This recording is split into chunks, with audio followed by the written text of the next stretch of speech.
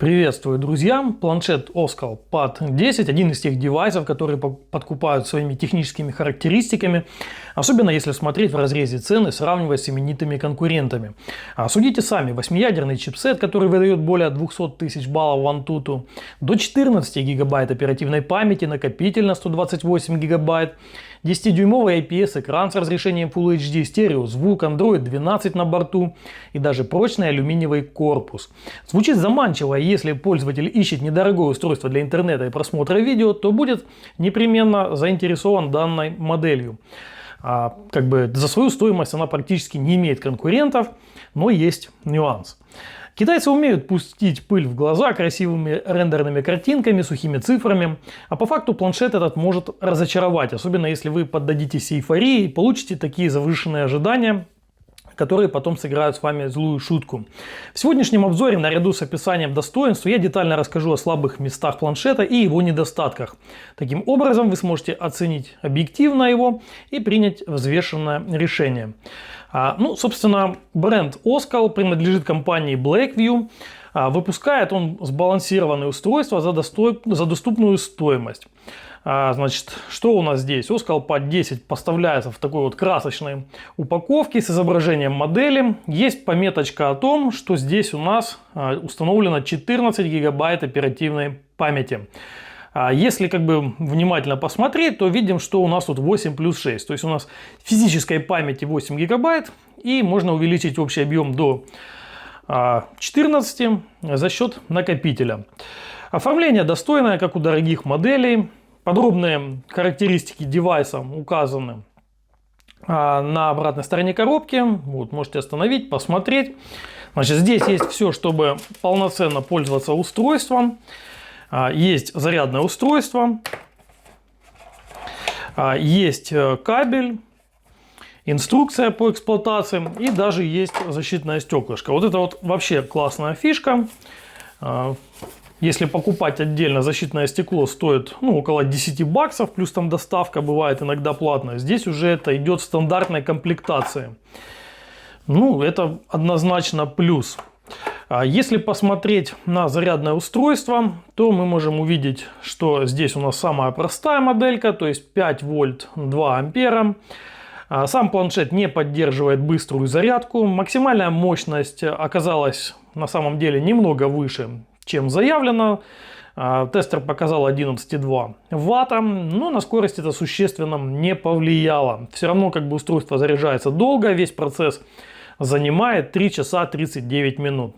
Если хотите поминутно, то 10 минут это 10%, полчаса 25%, за час 41%, за 2 76% и полностью за 3 часа 39 минут. Что у нас тут по инструкции интересного? В принципе, здесь все базовая информация есть, но из плюса есть то, что русский язык. Это хорошо. Давайте теперь посмотрим на дизайн, внешний вид, скажем так, эргономику, удобство использования. С лицевой стороны планшет у нас ничем особо не примечателен. Давайте мы сразу разблокируем его и будем изучать. Первое, на что обращаю внимание, это достаточно крупные рамки.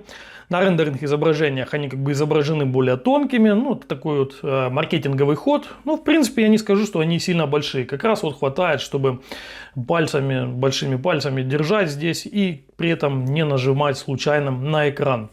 Фронтальная камера у нас расположена под альбомную ориентацию. Кстати, обращаю ваше внимание, на экране уже наклеена защитная пленка.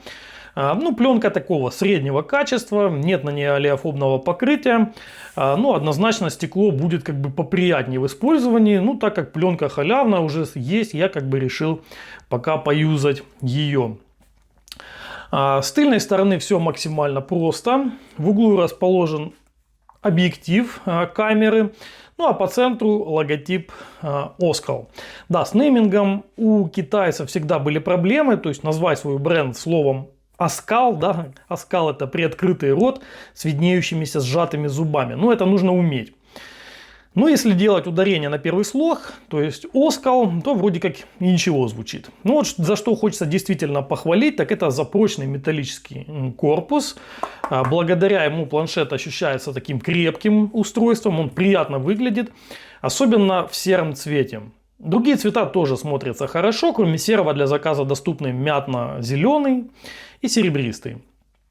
Стоит отметить, что корпус у нас не полностью металлический, то есть вот в верхней части использовали пластиковую вставку, за которой расположены антенны, ну, собственно, для уверенного приема сигнала. Вставка у нас покрашена как бы в соответствующий цвет, поэтому в глаза не бросается на общем фоне и выглядит все достаточно неплохо. Сдалека может показаться, что здесь установили двойной объектив камеры, но на самом деле вот видим, что это одинарная камера, второй глазок у нас это светодиод подсветки. В принципе, как бы там, если документ надо сфотографировать, чтобы был более четкий текст, то можно использовать. Так, если держать планшет лицом к себе, то у нас получается кнопки регулировки громкости и блокировочка будут расположены в левом верхнем углу. Вот они, здесь. Ну и USB-C у нас расположен в нижнем углу. И здесь кроется такой вот недостаток. Значит, если вы захотите одновременно зарядить смартфон и посмотреть видео, то разъем с проводом будет, ну, вот, мешать. Получается, видите, да, рука как раз у нас ложится здесь и не дает как бы кабелю зарядить. Ну, на самом деле, конечно, это не проблема. Мы можем, получается, просто перевернуть планшет вверх ногами. Ну, тогда единственное, что у нас как бы камера будет снизу, но зато будет USB разъем сверху. Ну, не знаю, что китайцам мешало сразу нормально расположить разъем. Как бы, ну, тем не менее, выход из этой ситуации есть. А также вот отмечу, что даже такие вот бюджетные производители, как Оскал, уже окончательно перешли на USB-C даже в недорогих устройствах. То есть можно считать, что эпоха micro-USB уже окончательно прошла. Так, ну а вот с верхней стороны нас ждет сразу пара таких вот приятных новостей.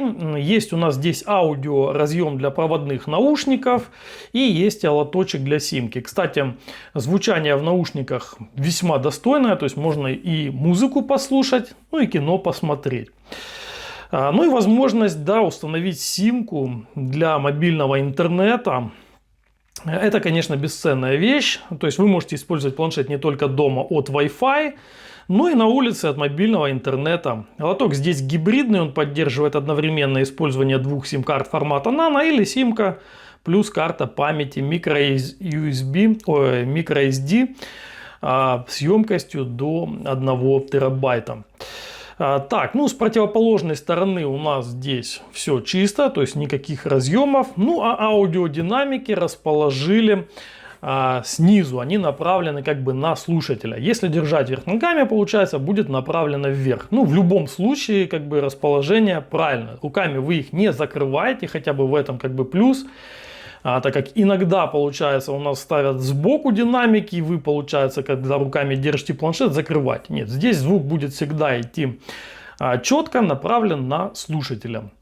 Здесь меня ждал неприятный сюрприз. В моем экземпляре работает только левый динамик. Это, конечно, облом, скажем так. Но как бы я посмотрел отзывы на данную модель и как бы понял, что это как бы брак. У других пользователей такого нет. Я списался с продавцом, предоставил ему видео доказательства и, собственно, получил небольшую компенсацию.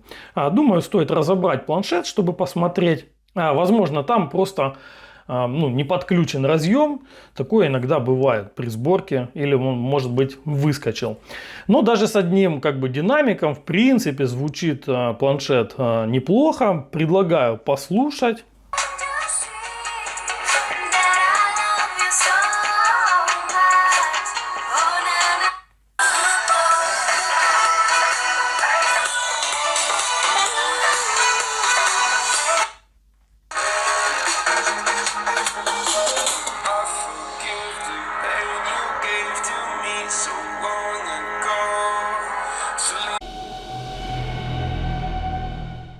Теперь поговорим об экране. Здесь у нас использована, скажем так, самая распространенная диагональ, это 10,1 дюймов, ну как для Android планшетов, да, и разрешение 1920 на 1200, то есть Full HD+. Здесь использована бюджетная IPS матрица, то есть в принципе она неплохого качества, но как бы и не супер. Цветопередача здесь спокойная, без каких-то буйства красок, без кислотных цветов. После AMOLED экрана, которые сейчас получили, скажем так, широкое распространение, изображение может показаться блеклым. Но в принципе, если вы не избалованы, то все выглядит достаточно неплохо. Тем более, как бы это у нас бюджетное устройство, что-то от него ожидать больше, это будет, я думаю, наглость. При увеличении яркости есть такой заметный завал в холодные оттенки. В настройках экрана есть профессиональный режим, в котором можно отрегулировать цветовую температуру в зависимости от личных предпочтений. Собственно, давайте мы перейдем и покажу я вам эти возможности. Заходим в настройки экрана. И здесь у нас есть такой вот цветовой режим и температура. Видим, что профессиональный, и я немного подрегулировал. Есть также повышенная контрастность и стандарт. Запас яркости достаточный для использования в хорошо освещенном помещении или на улице в тени. А вот под открытым небом или прямым солнцем экран слепнет, и пользоваться планшетом становится проблематично. Углы обзора соответствуют IPS-матрице, при наклоне экрана цвета не инвертируются, но естественно, что на черном цвете проявляется эффект свечения. Заливка белого поля равномерная, матрица чистая, без битых пикселей, участков, отличающихся по оттенку. Равномерность подсветки средняя. В правом верхнем углу есть небольшой участок с отклонением от общего фона в меньшую сторону. На черном фоне видны незначительные утечки подсветки по углам, но в целом все в пределах нормы. А из плюсов экран у нас не мерцает на любых уровнях яркости, коэффициент пульсации составляет менее 5%. В целом экран удовлетворительный, ожидать что-то большего за эту стоимость было бы глупо. Ну а теперь давайте посмотрим на систему, на настроечки. Хочется сказать сразу, что планшет у нас работает на операционной системе Android 12, но используется фирменная оболочка, которая называется DocOS, версия 3.0. Оболочка приятная, легкая, не перегруженная лишним софтом. То есть здесь видим, что предустановлены приложения от Google, предустановлены сервисы, есть буквально несколько каких-то удобных утилиток. Да в принципе и все. Есть у нас Google магазин, Google Play работает, вообще никаких проблем. И соответственно есть такие вот приложения стандартные, как звонилка, сообщения.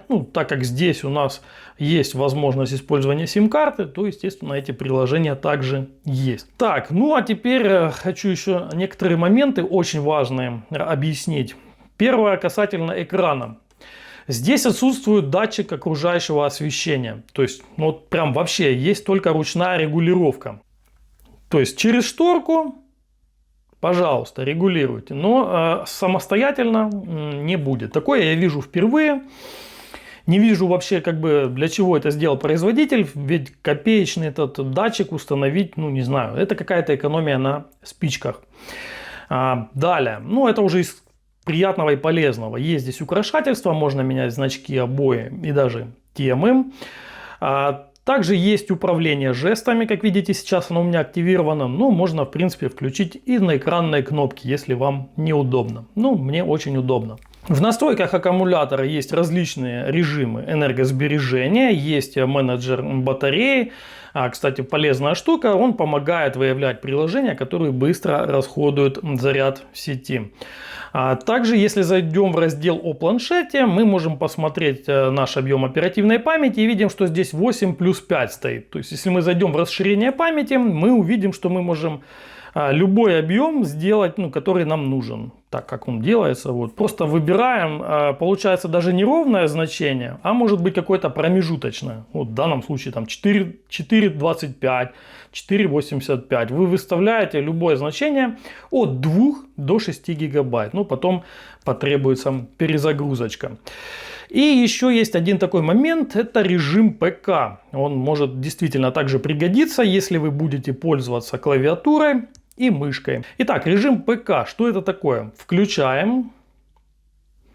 И у нас вот рабочий стол становится чем-то похож на обычный из Windows. Есть кнопочка пуск. Ну, кнопочка пуск у нас откроет просто, скажем так, приложение. Появляются у нас ярлычки, появляется внизу панель задач. Здесь есть доступ к быстрым каким-то функциям. Но что на самом деле удобно, это лучшая многозадачность. То есть теперь появляется возможность открывать, скажем так, приложения в оконном режиме. Вы можете открыть несколько окошек. Допустим, у вас будет открыт браузер и будет, допустим, открыт мессенджер. Или, например, будут карты и музыка открыта, что позволит там как-то использовать планшет в автомобиле.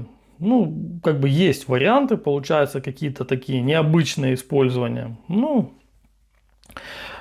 конечно, ноутбук вы не сделаете при помощи этого режима, но как бы печатную машинку, пожалуйста. То есть вы подсоединяете клавиатуру и можете работать, набирать там тексты, что-то делать, такие базовые какие-то задачи. Даже банально вот общаться, переписываться в мессенджерах при помощи, скажем так, нормальной клавиатуры будет гораздо удобнее.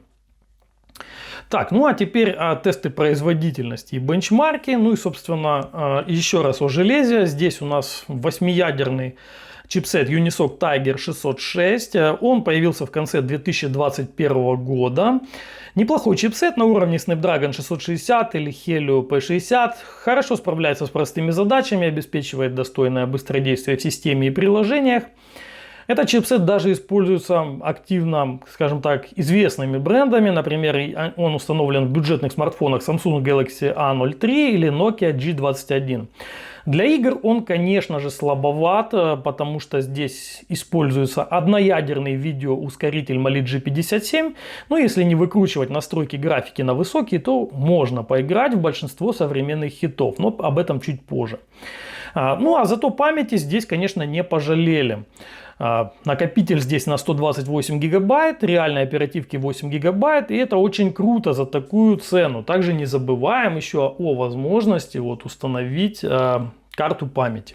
И что у нас значит по производительности? В Antutu 9 девайс набирает 23,5 тысячи баллов, Geekbench 5348 баллов в многоядерном режиме и 366 баллов в одноядерном. Встроенный накопитель показал хорошие скорости чтения записи. В зависимости от теста я получил от 600 до 750 мегабайт в секунду на чтение и от 310 до 560 мегабайт в секунду на запись. Накопитель здесь точно не ниже, чем класс UFC 2.1. Так, ну и в качестве стресс-теста я проверил планшетец на тротлинг тесте. Полчаса, 100 потоков, идеально ровный график. Тротлинг не зафиксирован. И это неудивительно, ведь чипсет здесь не слишком производительный, он холодный, поэтому может работать постоянно на своей максимальной тактовой частоте, и это хорошо, так как если вы, скажем, будете смотреть IPTV, да, потоки, то именно процессор берет в данном случае на себя всю основную нагрузку. В обязательном порядке я, конечно, проверил возможности модема для интернета и связи. Ну а со связью есть, да, интересный момент, то есть подключив карту, вы, конечно, можете там позвонить, но при этом у планшета нет динамика, нет разговорного динамика, и получается, что будет вызов осуществляться через громкую связь, то есть через динамики общие. Для этого можно, если не хотите, чтобы вас слышали окружающие, можно воспользоваться гарнитурой проводной или беспроводной.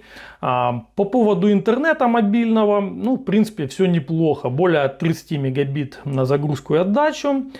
Ну а при Wi-Fi соединении скорость, конечно, будет быстрее. В диапазоне 5 ГГц это 253 мегабита, в диапазоне 2,4 45 мегабит.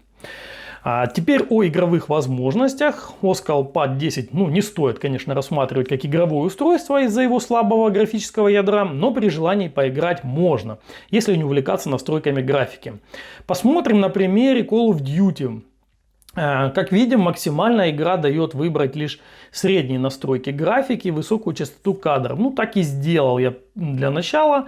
И получил такой не совсем ровный график. Видно, что планшету приходится тяжеловато. Средний FPS в игре равен 33 на протяжении 93% игрового времени. Но частота кадров нестабильная. В некоторых моментах она опускается до 23-25. Это влияет на плавность. Играть не слишком приятно. Причем обратите внимание на третий скриншот, где видна нагрузка процессора. То есть он загружен всего на 15-20%, то есть не вытягивает именно графика. И самый простой способ снизить с нее нагрузку — это уменьшить разрешение текстур, выставив низкое качество. Частоту кадров в секунду можно оставить высокой, это добавит плавности. И да, конечно же, это помогло. FPS вырос до 39 кадров в секунду на протяжении 98% игрового времени. Играть стало гораздо приятнее. Даже такая сложная игра, как Call of Duty, она хорошо работает на планшете. Так, что ж, игры это, конечно, хорошо, но все для таких целей обычно берут планшеты помощнее. А вот для чего действительно можно использовать планшет, так это для просмотра видео. То есть, если вы пользуетесь какими-то официальными онлайн-кинотеатрами по подписке, то можете спокойно брать этот планшет, потому что у нас здесь поддерживается Widevine L1. То есть, будет у нас разрешение доступно Full HD. И также есть поддержка аппаратная всех современных кодеков, видимо, и VP9, и HEVC. Так, собственно, если вы пользуетесь какими-то домашними, скажем так, пользовательскими или народными пиратскими онлайн-кинотеатрами, то есть вроде лампы, то, конечно, можно смотреть как напрямую, так и при помощи торрентов. То есть просто выбираем онлайн и смотрим, пожалуйста.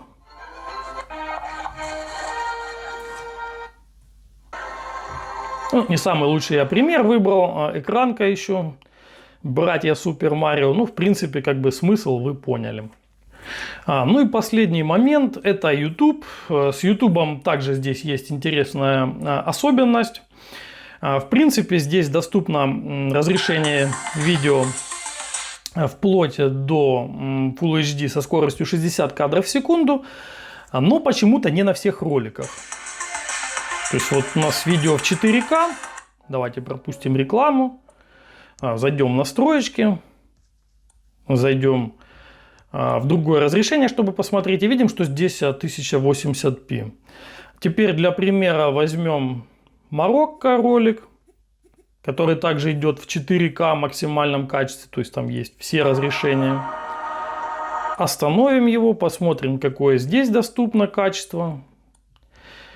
Здесь тоже есть 1080p. Собственно, некоторые почему-то только до 720p доступны. Я несколько таких роликов находил, которые точно есть в разрешении выше 720p. Собственно, я поставил Smart Tube. И там, в принципе, доступны абсолютно любые разрешения. То есть вы можете выбирать сами вручную. И видим, что здесь доступны абсолютно любые разрешения. То есть 4К, и 2К, и 1080p, и 720p и так далее. Причем есть и AVC, VP9 и так далее. Работает, естественно, все вплоть до 1080p. 2К и 4К планшет не тянет, но этого никто нам и не обещал. Зато Full HD идет нормально, даже 60 кадров в секунду. Если это AVC, то бывают иногда почему-то пропуски кадров, их там какое-то децельное количество. А если у нас, скажем так, VP9, то вообще идет все очень плавненько. Все отлично работает, перемотка быстрая.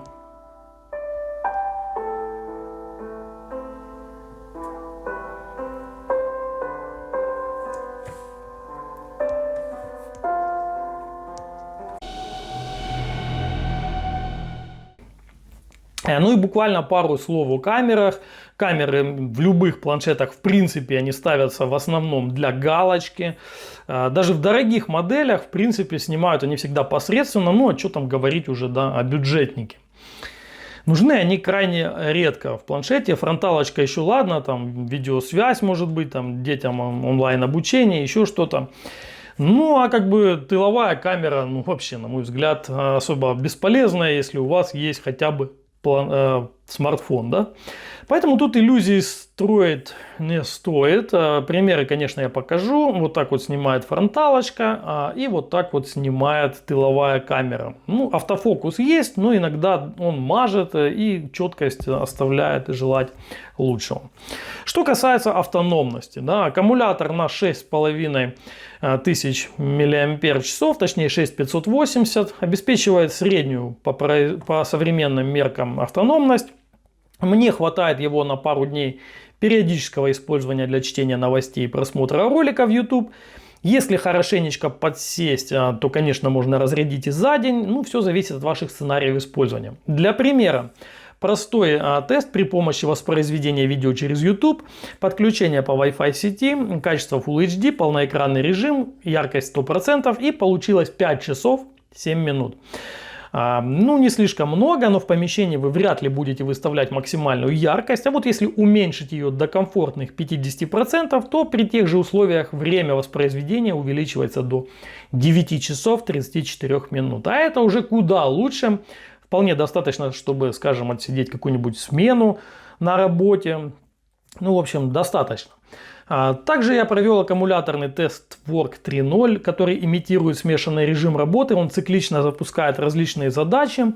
И опять же на яркости 50% планшет показал итоговое время 8 часов 41 минуту. Скромно, но приемлемо. Ну что ж, давайте подведем итоги. Oscal Pad 10 интересный планшет, который точно стоит своих денег. Проблема у него одна. Это возможность у покупателя получить завышенные ожидания после простого изучения характеристик и просмотра рендерных картинок. Да? Понятно, что они специально делаются производителем, чтобы продать вам товар. Но неопытный покупатель, который в принципе может позволить себе купить гораздо более дорогой планшет, может посмотреть на эти характеристики и переоценить эту модель, решив, что она как бы ничем не хуже дорогих конкурентов. Купить, ну и в итоге разочароваться. Поэтому стоит знать все нюансы и трезво оценивать возможности. Планшет хороший, но не без недостатков. Собственно, давайте я их перечислю. Итак, здесь нет автоматической регулировки яркости. Здесь нет поддержки быстрой зарядки. Здесь не работает правый динамик. Но это особенность моего экземпляра. Здесь посредственная автономность. Здесь слабая производительность в играх. Ну и разъем зарядочки, да, расположен в неудобном месте. Плюсов у него, на мой взгляд, не меньше. Это невысокая стоимость, алюминиевый корпус, приятный дизайн, 4G интернет есть с навигацией, с возможностью совершать звонки. Много памяти, да, как оперативной, так и встроенной. Плюс есть возможность использовать карты памяти microSD. Приятная оболочка с возможностью работы в режиме ПК, холодный чипсет, отсутствие тротлинга под нагрузкой, нормальная производительность для мультимедиа задач, подходит он для работы в системе и приложениях, защитное стеклышко в комплекте, то есть видим, что плюсов больше. И в целом Oscal Pad 10 это хорошая рабочая лошадка для просмотра видео или чтения интернет-страничек, причем планшет можно использовать не только дома, но и на улице, так как есть поддержка 4G. Ну, собственно, узнать стоимость вы можете в магазине Blackview Global Store. Ссылочку я оставлю под видео. И обратите внимание, что там на страничке товара можно взять скидочный купон на 10 баксов. То есть, если захотите приобрести, не забудьте взять купон на $10, с которым покупка планшета станет еще выгоднее. Ну а у меня на этом все. С вами был Злой. Ставим лайки за видео, подписываемся на мой канал. До новых встреч!